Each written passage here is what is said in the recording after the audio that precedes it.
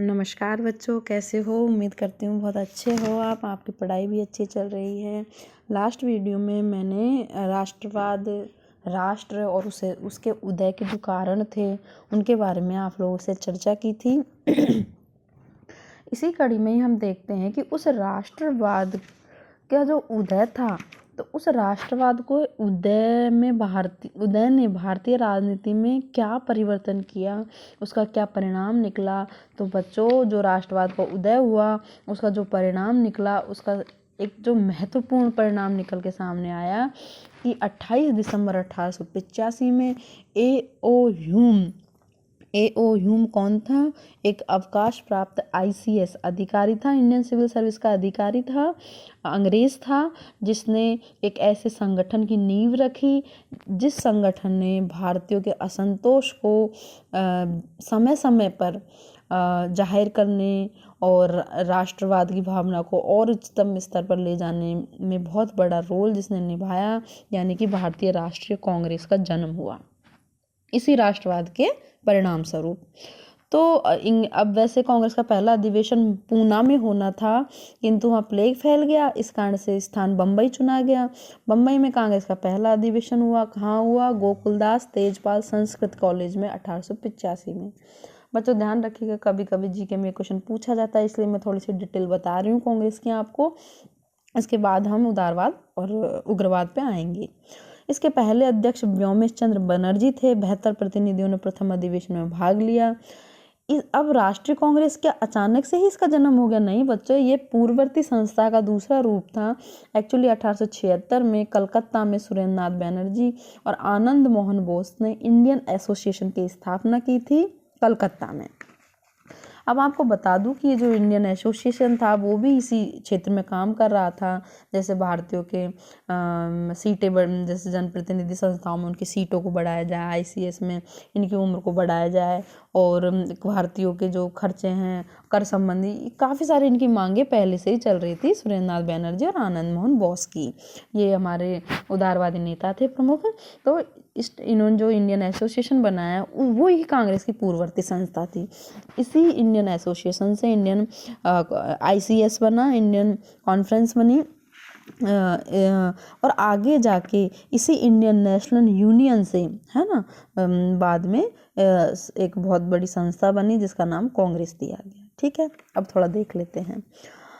तो बात आती है कि जो ए.ओ. ह्यूम था, जो स्कॉटलैंड का निवासी था, और 1885 में ये कांग्रेस के महामंत्री पद पर नियुक्त हुए, और जिस पद पर 1906 तक यानी 21 वर्ष तक रहे ये। 1885 में जब कांग्रेस की स्थापना हुई तो लॉर्ड डफरिन वायसराय था, और इनके प्रथम अधिवेशन को कादम्बिनी गांगुली, जो कि पहली महिला स्नातक थी कलकत्ता विश्वविद्यालय की, उसने संबोधित किया। ये क्वेश्चन है जो पूछे जाते हैं, इसलिए मैं डिटेल में थोड़ा बता रही हूँ। अब देखिए कि इसकी पृष्ठभूमि, कांग्रेस के जन्म की पृष्ठभूमि देख लेते हैं। तो हमें पता है कि 19वीं सदी के उत्तरार्ध में राष्ट्रीय भावना का उदय हो रहा था।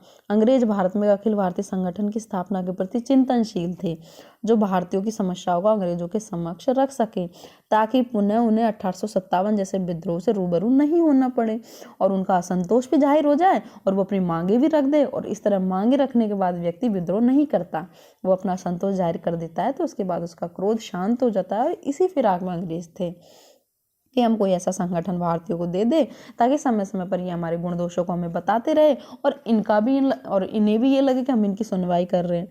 तो अंग्रेजों की भेदभावपूर्ण नीति का पर्दाफाश करने के लिए बनर्जी ने इंडियन एसोसिएशन 1876 में बनाया। बाद में इसी को ह्यूम ने भारतीय राष्ट्रीय कांग्रेस का गठन कर दिया। इसी से ही ह्यूम भारतीय असंतोष को शांत करना चाहते थे, उसके लिए एक राष्ट्रीय संस्था चाहते थे। 1 मार्च 1883 को ह्यूम ने कलकत्ता विश्वविद्यालय के स्नातकों के नाम एक पत्र लिखकर भारत की नैतिक, सामाजिक, राजनीतिक उत्थान के लिए एक संगठन निर्माण की बात उनसे कही। 1884 में अडियार में थियोसॉफिकल सोसाइटी का वार्षिक अधिवेशन हुआ, जिसमें ह्यूम, दादाभाई नौरोजी, SN बनर्जी आदि शामिल हुए। 1884 में ही इंडियन नेशनल यूनियन नामक देशव्यापी संगठन स्थापित हुआ। ह्यूम ने इस संगठन के बारे में तत्कालीन वायसराय डफरिन से सलाह ली। वो इंग्लैंड भी गए, सभी से इसके बारे में सलाह मशवरा किया।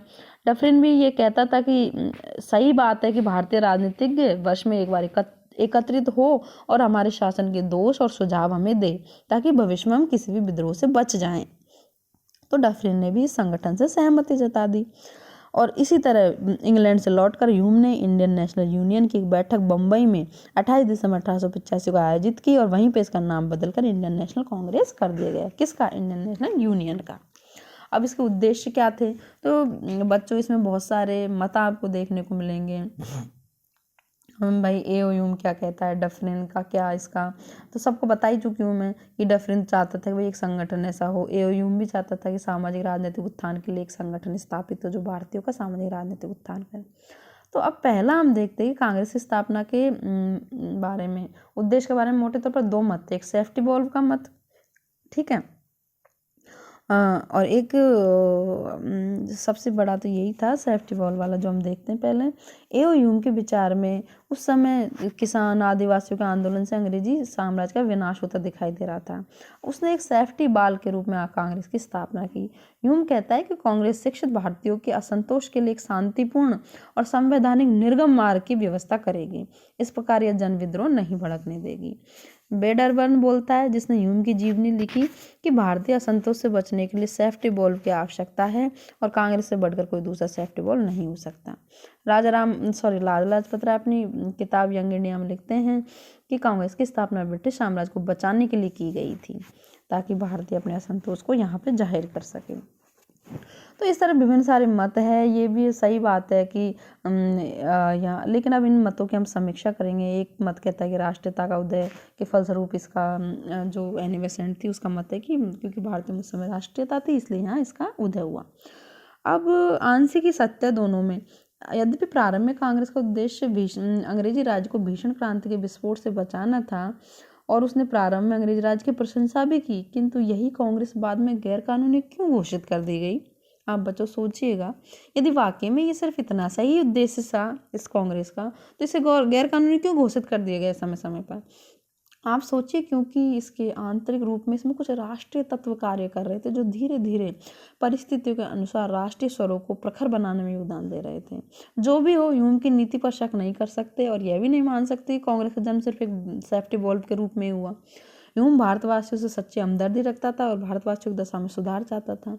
अतः राष्ट्रवादी नेताओं ने भी ह्यूम का सहयोग किया। भारतीय नेताओं ने इसलिए ह्यूम का सहयोग किया क्योंकि वे स्वयं भी कोई राजनीतिक संगठन बनाकर सरकार का कोप भाजन नहीं बनना चाहते थे। आपको पता है, यदि ओनली भारतीय होता और तब कोई कांग्रेस का संगठन खड़ा होता तो क्या अंग्रेजी हुकूमत उसे इजाज़त दे देती इस तरह का संगठन खड़ा करने की? बिल्कुल नहीं। इसलिए भारतीय राजनीतिज्ञों ने भी ह्यूम को साथ में लिया। उन्हें पता था कि अतः ह्यूम ने कांग्रेस का उपयोग सेफ्टी वाल्व के रूप में करना चाहा, तो भारतीय नेताओं ने ह्यूम का उपयोग तड़ित चालक के रूप में करना चाहा कि बिजली गिरेगी तो पहले ह्यूम को खड़ा करेंगे, उसके पीछे हम हैं। और चूंकि ह्यूम खुद अंग्रेजी साम्राज्य का बड़ा हिस्सा था, महामंत्री, तो उस पर बिजली नहीं गिरेगी तो हम भी बच जाएंगे। तो ये दो थ्योरी है, सेफ्टी वॉल्व की और तड़ित चालक की, जो मैं बता चुकी हूँ कांग्रेस की स्थापना में। अब आप सबसे पहले ये देखिए कि यहाँ दो धाराएं हैं जो राष्ट्रीय आंदोलन में कांग्रेस की स्थापना के बाद हम देखते हैं कि दो धाराएं थी, एक उदारवादी एक उग्रवादी। तो कांग्रेस की प्रारंभिक नीतियों पर उदारवादियों का वर्चस्व था, जो 1885 से 1905 तक उदारवादी युग कहेंगे हम। अब चूंकि 1885 से 1905 तक कांग्रेस का नेतृत्व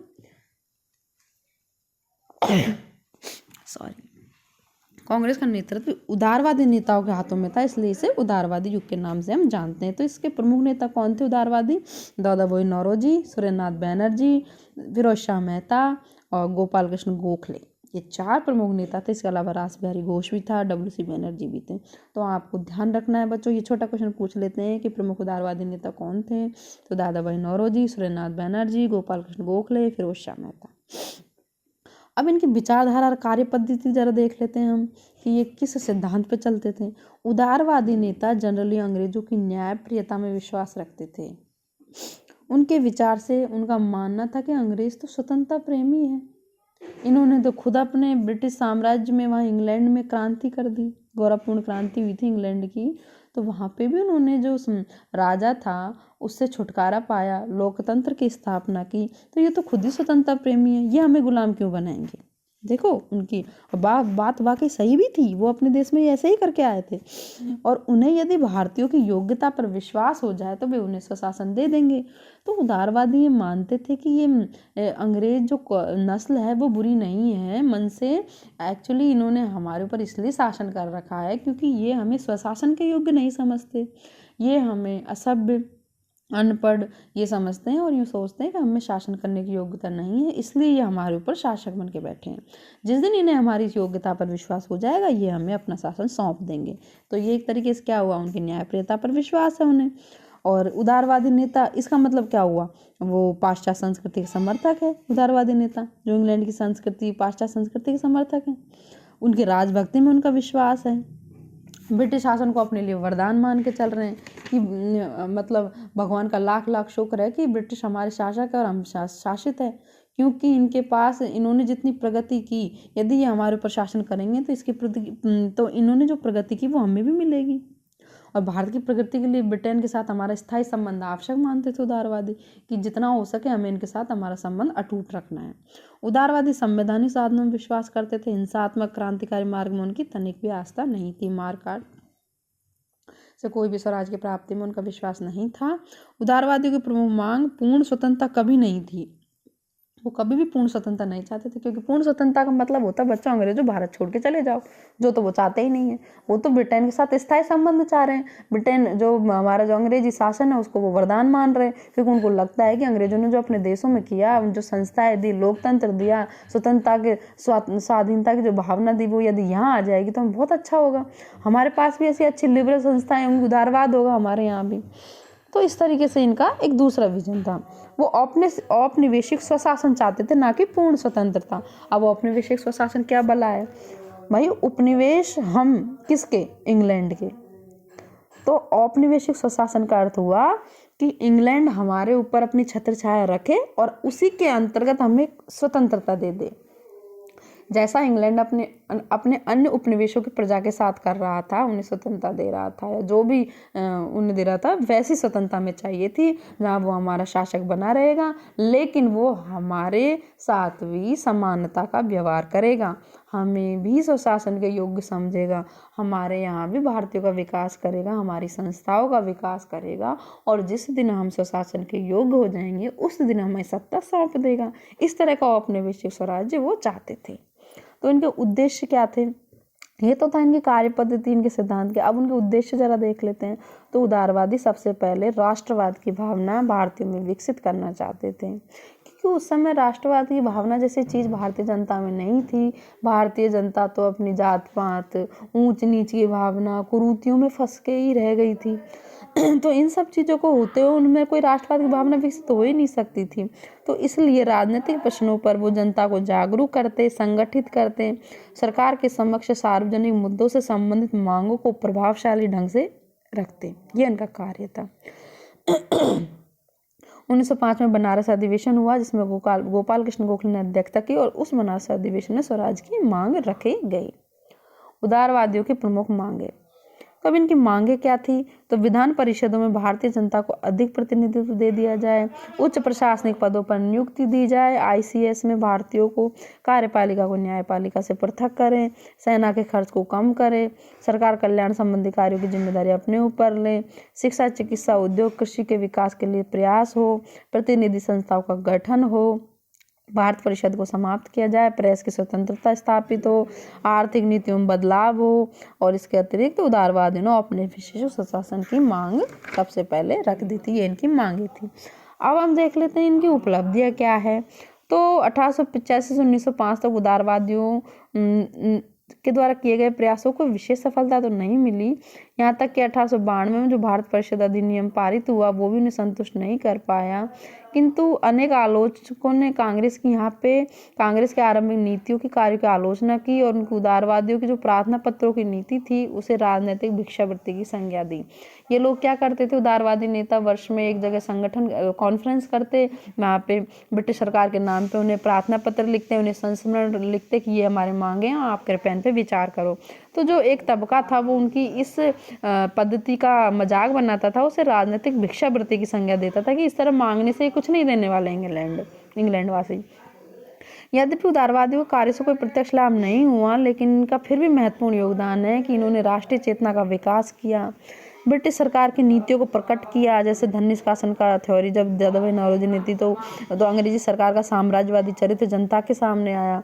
भारतीयों को राजनीतिक शिक्षा दी, प्रजातंत्र स्वतंत्रता के विचारों का प्रसारण किया, महत्वपूर्ण प्रश्नों पर विचार विमर्श के लिए कांग्रेस के रूप में एक सार्वजनिक मंच प्रदान किया। ईश्वरी प्रसाद कहते हैं कि उदारवादियों की कार्य पद्धतियों का मजाक उड़ाए जाने के बावजूद भी इस बात से इनकार नहीं कर सकते कि इन्होंने राष्ट्रीय जीवन के उत्थान के लिए आवश्यक मानवीय और अन्य साधनों की व्यवस्था की। तो आप यहाँ देखिए कि चाहे इनका कितना ही योगदान रहा हो, ये बहुत बड़े लेवल पे ये बहुत कुछ नहीं कर पाए हो, लेकिन इनके बिना कोई भी आगे का आंदोलन नहीं हो सकता था। इनके प्रयास भी सराहनीय रहे। भारतीय स्वतंत्रता संग्राम के लिए पृष्ठभूमि निर्माण का जो कार्य किया वो भी इन्हीं के द्वारा किया गया। के.एम. मुंशी ने लिखा है कि यदि पिछले 30 वर्षों में कांग्रेस के रूप में एक अखिल भारतीय संस्था देश के राजनीतिक क्षेत्र में कार्यशील नहीं होती तो ऐसी स्थिति में गांधी जी का कोई भी महान आंदोलन सफल नहीं होता। तो देखिए आप के.एम. मुंशी कितनी बड़ी बात बोल के जाते हैं कि यदि पिछले 30 वर्षों में कांग्रेस यहाँ अखिल भारतीय संस्था के रूप में कार्यरत नहीं होती तो गांधी का कोई भी आंदोलन सफल नहीं हो सकता था। यानी राष्ट्रीय चेतना के विकास में जो इसने कार्य किया वो अद्भुत था। जो भारतीय जाति पाति से ऊपर उठकर नहीं सोच पाते थे, जो कुरीतियों में फंसे थे, अंधविश्वासों में फंसे थे, वहाँ पे इस संस्था ने उन्हें एक किया। ठीक है, उनमें राष्ट्रता की भावना का प्रचार किया कि आप इन सब चीज़ों से ऊपर उठ के राजनीतिक प्रश्नों पर सोचिए। राजनीतिक प्रश्नों को तो वो अपनी ज़िंदगी का हिस्सा ही नहीं मानते थे भारतीय जनता की। हमें क्या मतलब है, ठीक है, इसीलिए तो उन पर शासन किया जा रहा था कि ऐसी नस्ल के द्वारा जो यहाँ से इतने मील दूर बैठी थी। अब इस उदारवादियों ने राजनीतिक प्रश्नों पे विचार विमर्श करवाना शुरू किया। आम जनता के मध्य में राजनीतिक प्रशिक्षण दिया उन्हें। इसीलिए पट्टाभी सीतारामैया लिखते हैं कि उदारवादियों ने जो नीतियाँ अपनाई उसके लिए हम उन्हें कोई दोष नहीं दे सकते। किसी भी आधुनिक इमारत की नींव में 6 फुट नीचे जो ईंट, चूना और पत्थर गड़े होते हैं, क्या कोई उन पे दोष लगा सकता है? नहीं, क्योंकि ये वही तो आधार है जिस पे सारी की सारी इमारत खड़ी होती है। तो आप देखिए कितना बड़ा, यहाँ कितने बड़े शब्दों में यहाँ इसकी प्रशंसा की पट्टाभी सीतारामैया ने कि ये तो नींव थी। उदारवादियों का जो फेस था वो नींव था भारतीय स्वतंत्रता आंदोलन का, जिस पे तो इतनी बड़ी इमारत खड़ी की गांधी ने आगे जाके और उग्रवादियों ने। तो अब भारत परिषद अधिनियम 1800 इस एक्ट ने यद्यपि भारतीयों को संतुष्ट नहीं किया, किंतु भारत के संवैधानिक विकास में यह अत्यंत महत्वपूर्ण है। गुरुमुख निहाल सिंह ने इसे कांग्रेस के प्रयत्नों का ही परिणाम बताया। उदारवादियों की नीतियाँ तात्कालिक रूप में अत्यंत प्रासंगिक थी, क्योंकि उस समय भारत में राष्ट्रवाद का पूर्ण विकास एवं जन संगठन नहीं हो पाया। अतः स्वतंत्रता प्राप्ति के लिए राजनीतिक संघर्ष प्रारंभ करना संभव नहीं था। उस समय भावी स्वतंत्रता आंदोलन की नींव मजबूत करना ही सर्वोत्तम विवेकपूर्ण कार्य था। अतः उदारवादियों के योगदान को हम कभी नहीं भूल सकते, क्योंकि उस समय भारतीय जनता इतनी जागरूक नहीं थी, राष्ट्रवाद का इतना पूरी तरीके से विकास भी नहीं था। वो राष्ट्रवाद का शुरुआती फेज था, जहाँ अभी भारतीय जनता को राजनीतिक प्रशिक्षण की आवश्यकता थी ताकि एक बड़ा जन संगठन खड़ा किया जा सके, जिसे आगे गांधी आके खड़ा करेंगे। अब